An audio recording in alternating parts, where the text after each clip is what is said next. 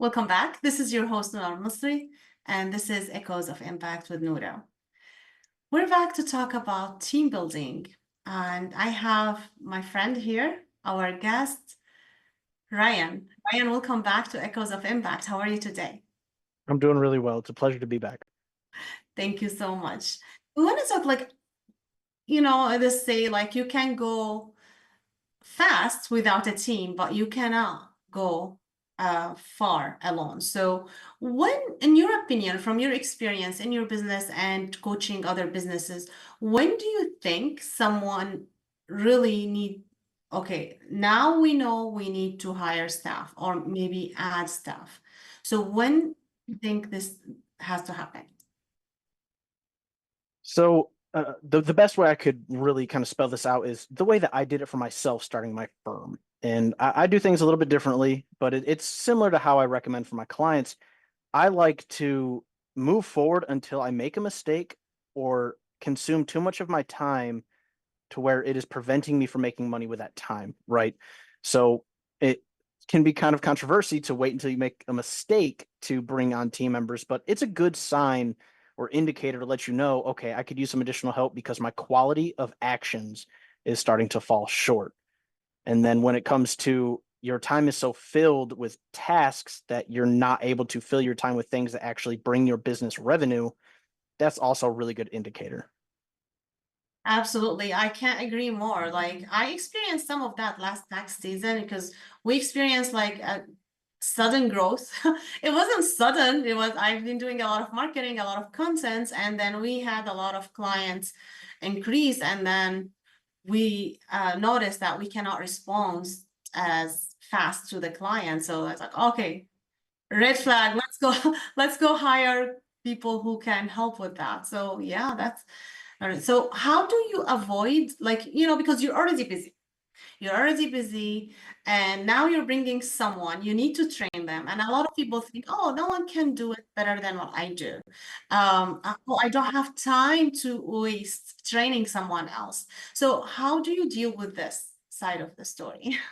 So when people tell me that they don't have enough time to train somebody, it, I always think of that as a joke because there's always time to train somebody. If you look at the way you invest your time, normal operations, especially for a business owner, is no one can do it better than me. I'm going to do it faster. Why would I waste the time teaching somebody if I can do it myself? Well, ultimately, that's going to spell disaster. We always have time that we can sacrifice in the now to gain in the later. It's just identifying what is urgent versus what's something that you can wait on. But being an effective trainer, leader, delegator all requires patience and consistency. If you're not in the position, or really in the mindset, to be able to consistently work with somebody and help them, you're not going to be ready for a team member. Yeah, absolutely. Absolutely. And I look at it actually in a way that you really need to think not only investing your money on that team member, you have to invest time and investing time. Investment always have an ROI, return on investment. So you may be spending some times now, but you are actually gaining so much more times in a longer period of time. So yeah, I would say to people like I had someone actually talking to me the other day. They said, like, we want everything done for us. But, like, as a business owner, there are some stuff you have to do on your own. Like, if you are not going to do this important stuff, like working on your business, not in your business, then there's a problem. No one else can do what you can do on your business, on like being the face of the business. Like now, like no one else can come and do this interview with me, like other than you for your business, right? But maybe other people can help you with administrative stuff. So Mhm. how did you have any of these challenges yourself? Like, I don't want to have that, and or maybe with one of your clients, and how did you deal with that? So ultimately, I learned how to be effective for my business through trials and errors of my time as a director of operations or executive member in manufacturing, right? It ultimately boils down to being willing to let go of things. It's easy for us to believe that no one can do things as good as us or better than us, but ultimately, I think of running a business like being a parent, especially when you have team members, because a good parent is just like a good leader, and a good leader genuinely cares about the success of their team.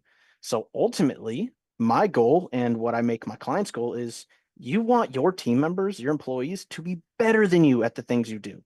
But you have to be patient, give them trust, give them guidance, and hold them accountable in the good and the bad.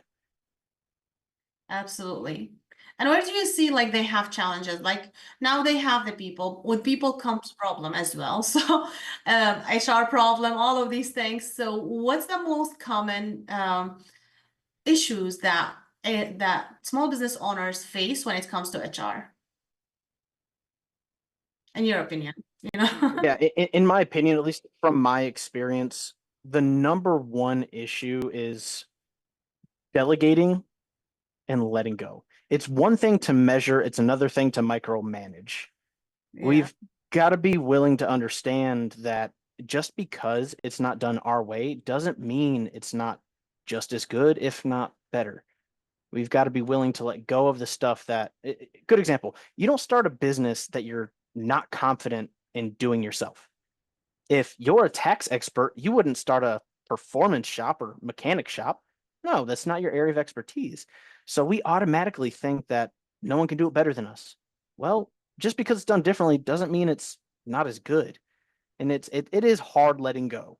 Don't get me wrong. I struggle with it from time to time, but ultimately we know that if we can have our team handle things that we normally handle, it opens us for free time to do things like be the face of the business, find new contacts, clients. It all kind of ties in together. But the hardest challenge I see normally is delegating without micromanaging. Absolutely. Have that team member have the ownership and do it their way, like you said. But also, it's a challenge, like to have them do it their way at the same time, keep the things they're doing and the same value, like giving the same quality or maybe better quality for the client. So how would you mitigate that? Like to make sure like the quality is done, eventually is the quality that you want your business to be represented with.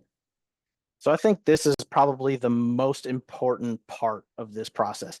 You have to have, for anything to improve, you have to be able to measure it. For anything to succeed and to continuously grow, you have to be able to measure it. So having KPIs, having checkpoints, having consistent reviews of the progress and quality of your team. It's one thing to just delegate something.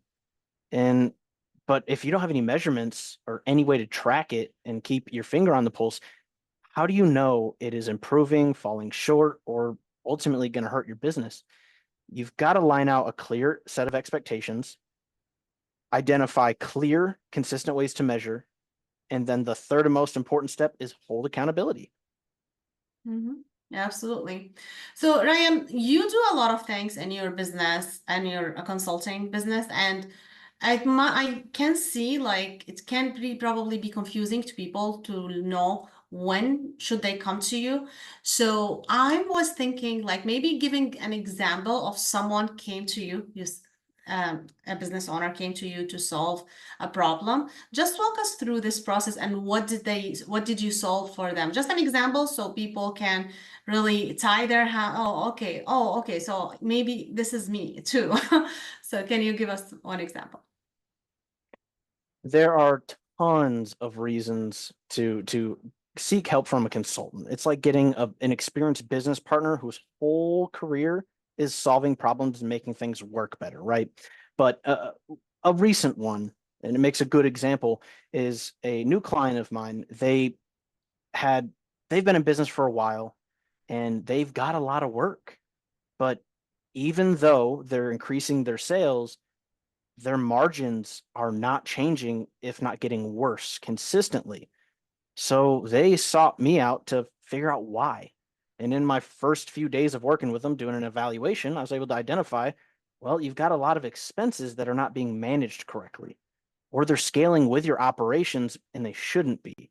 So a good identifier of when to reach out to someone like me is if you're working really hard and you're not getting the results you want. It's as simple as that. Awesome. Thank you so much. How can people connect with you? Easiest ways to reach out to me is connect with me through my website, through my LinkedIn. Pretty much everything that goes to my team comes to me directly. And I definitely encourage reach out if you've got questions, concerns. We do offer free consultations, and we're definitely willing to let you know whether or not we are the best fit for you.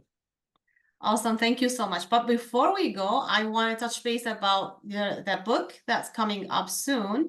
So can you tell us a little bit about it? I know we spoke about it last week, but I want to make sure like all people know about it. So can you give us something about the book and when do you expect it to come out? Yeah, so I don't know the release date just yet. It is a book in the Change series with Jim Britt, Jim Lutz, and Les Brown. This is the 22nd book in the series.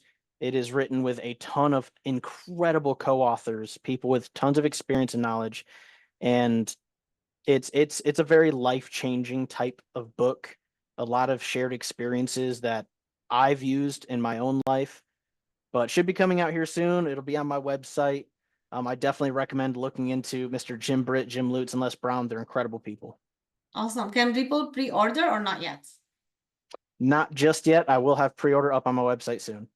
Awesome. Thank you so much, Ryan. Thank you so much for being a great guest here at Echoes of Impact. And I'm happy to have you always. Right, guys? This is your host, Noura Almasri, and this is Echoes of Impact with Noura. We'll be right back.